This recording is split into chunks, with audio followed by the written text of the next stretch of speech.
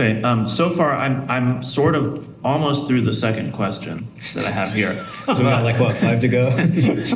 I actually wanted to return to Aaron's a little bit because I had asked why did you decide to take up this practice of having a home altar or a personal shrine or prayer corner or whatever? Like, why did you decide to take up this practice? And he gave his answer, but I wanted to add one other thing that you'd mentioned to me in the past.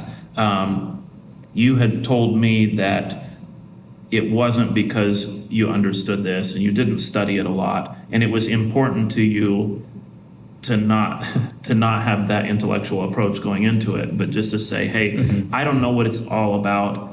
I'm going to start this practice and see what it's all about. And if you have a comment, then go ahead and jump in. Otherwise, I'll turn to. Go ahead. Just the thing to add to what I think the other thing I might have said to you is that it just seemed the right thing to do. Yeah. And I think I also said I can't really explain that to you. Yeah, right. Well, that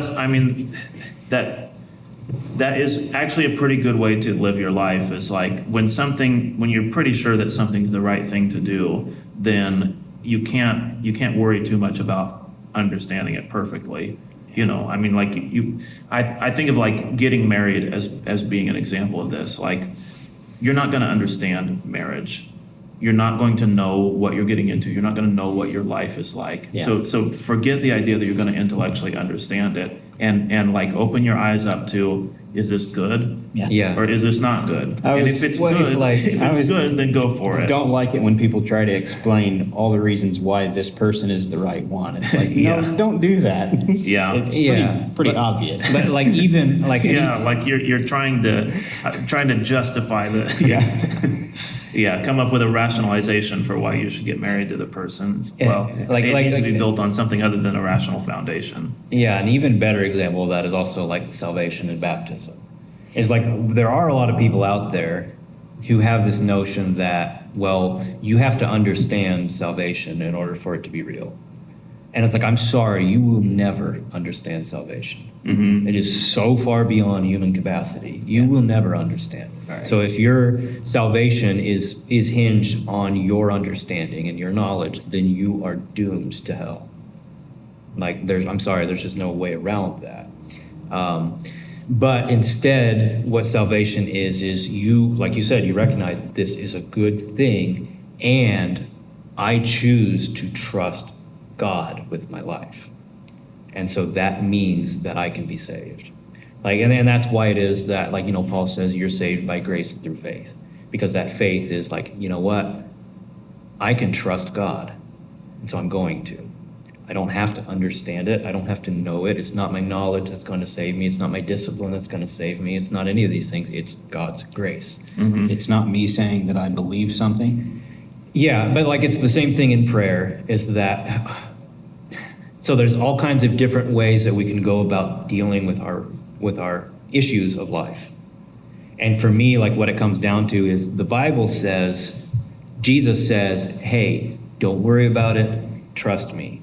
And prayer is the act of, don't worry about it, trust me. Prayer is the act of, I'm going to let go of all of these things, all of my wisdom concerning the subject, all of the advice that other people are giving me, all of that, and I'm going to let go of it and trust you with my life. And what that means is I've got to actually cultivate this relationship with you. And going back to like the physical practice is, you're engaging with Christ as if he's a real person. And so like that's why I bow down before Christ, is because Christ is the actual king. Mm-hmm. He's not a king of ideas. Like he's not the best idea. It's like, no, he's an actual person who is actually king. Mm-hmm. And you bow down before a king. And I guess you want me to answer the question.